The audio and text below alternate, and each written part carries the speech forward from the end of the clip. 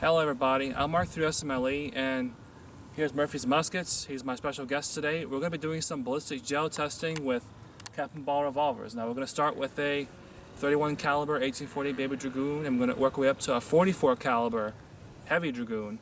We have 16-inch blocks, two of them, and it's calibrated 10% ballistics gel. We're going to shoot a variety of ammunition through it. We're going to shoot this 44.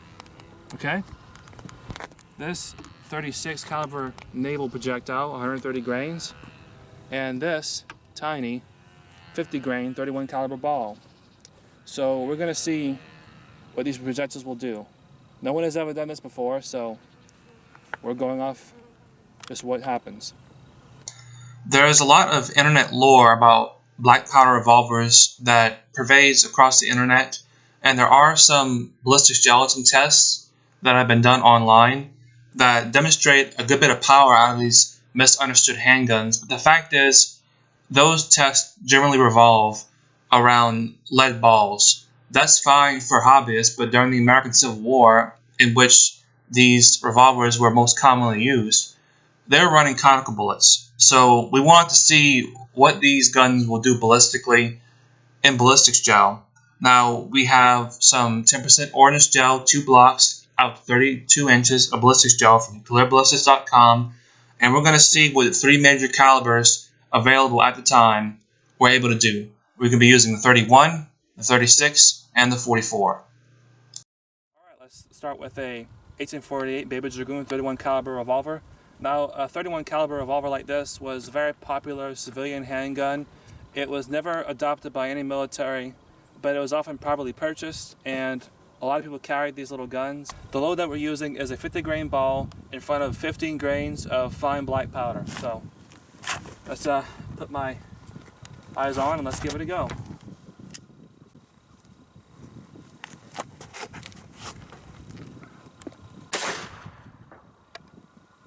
Alright, let's take a closer look. As you can see in the gel, the ball makes a very straight path into the gel.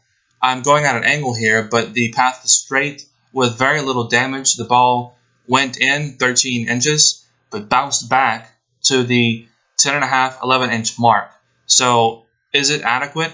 Well, that's up to you to judge. Next, we're going into the service calibers, 36 and 44. Alright guys, we have the 1862 Navy, Colt Navy, and it is loaded with a original style mini bullet, and it is sitting behind or in front of 25 grains of GOEX 3F powder.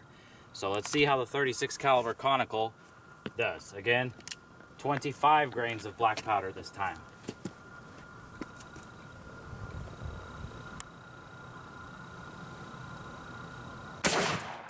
The slow motion footage shows the 36 caliber mini projectile leaving a modest trail of destruction in the gel as it sailed through the first block and into the second block, easily outperforming the 31.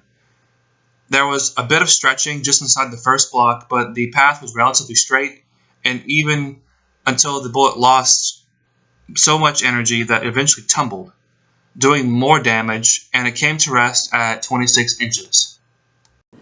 Alright guys, here we have the big Dragoon. This is the Whitneyville Dragoon, and I have it loaded with, again, we have a conical bullet in here behind 55 grains of 3F GOEX. This is big iron. If Utah Carroll would have had the big Dragoon, he might have done more than drop the leading steer. So let's see how it fares.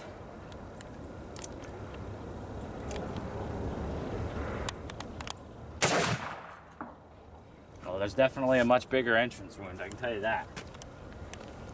In the block, the 44 caliber bullet sucked so much air into it, giving the illusion of an explosion in the first block, leaving behind an impressive wound cavity of about 1 inch, starting 6 inches into the block. The channel then tapers, the bullet goes into the second block, nearly clearing the second block, and it stops at 29 inches after some violent tumbling. As a means of comparison, we found a 9mm full metal jacket projectile out of a Glock 19 to see what would happen.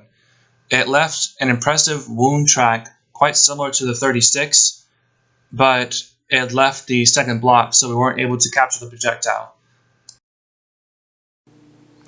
Alright, very quickly, let's go with the projectiles. The 3 on the left are the ones that are unfired. The 3 on the right are the ones that were fired. The 31 suffered very little damage, but you can see a few rifling marks, but otherwise you could basically reload that projectile again. The 36 flattened out the round nose. It became a wad cutter type of projectile like you'd find in a lot of 38 revolvers today. The 45 caliber bullet, which goes into the 44 caliber revolver, also flattened out to the extreme, and the only advantage it has over the 36 is that it's fatter to begin with. So what have we learned about cap ball lethality today?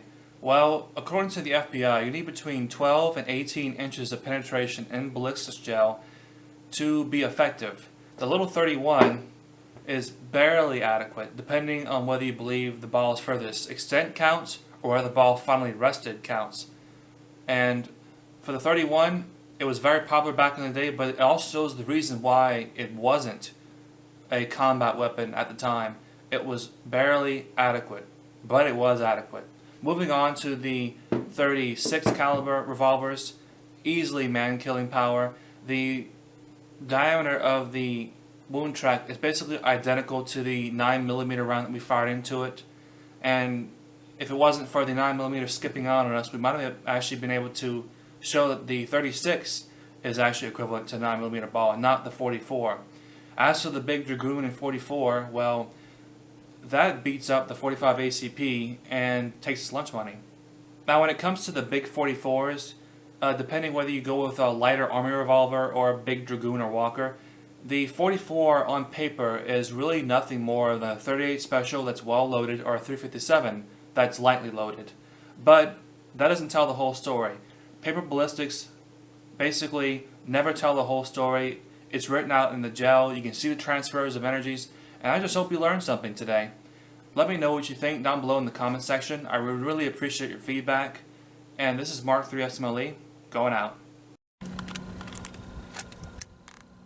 You can't stay away from the Glock. When the getters come to get me, I'm gonna get my Glock.